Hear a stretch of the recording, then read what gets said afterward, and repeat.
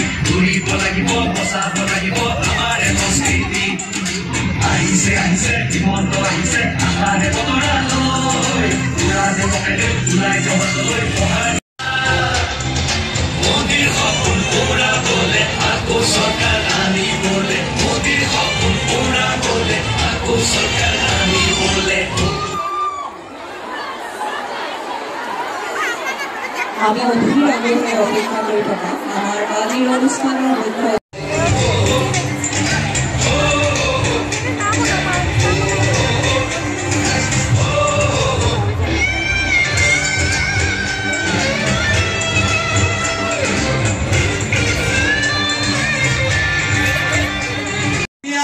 ডাঙৰ কৰি কব ভাৰত মাতা কি, ভাৰত মাতা কি, নৰেন্দ্ৰ মোদী, ভাস্কৰ শৰ্মা। একদম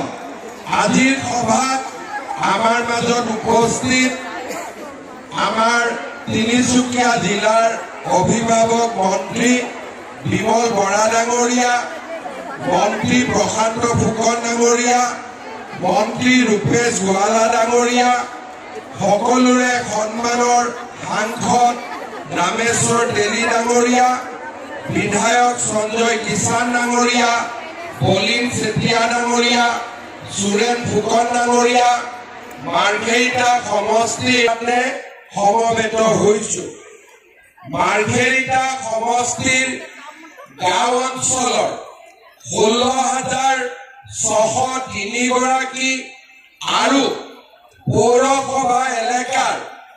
1,767 গৰাকী অৰ্থাৎ সৰ্বমুঠ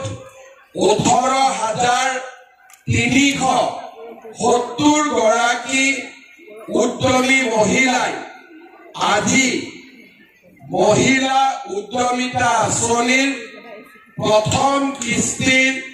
10,000 টকা চৰকাৰৰ পৰা লাভ কৰিব। মই আপোনালোকক এই আঁচনিখনৰ বিষয়ে কেইআষাৰমান কথা ক'ব বিচাৰিম। মই বেছি দীঘলকৈ এইকাৰণেই নকওঁ যে আপোনালোকে চেকসমূহ লৈহে আজি ঘৰত যাব লাগিব নহলে ঘৰৰ মানুহে আকৌ সুধিব যে চেক ল'ব আহিছিলি চেক নাই দেখোন হয়নে নহয় সেইকাৰণে চেকটো লৈ যাব লাগিব নে নালাগে নিদিলে হ'ব আজি নিদিলে হ'ব নেকি আজিতো চেক ল'বই লাগিব হয়নে নহয় যোৱা পৰহি দিনাখন আমি নলবাৰীত চেক দিছিলো যোৱাকালি আমি জাগিৰোডত চেক দিছিলো আৰু আজি আমি মাৰ্ঘেৰিটাত চেক দিম এই আঁচনিখনৰ লক্ষ্য কি আমাৰ অসমত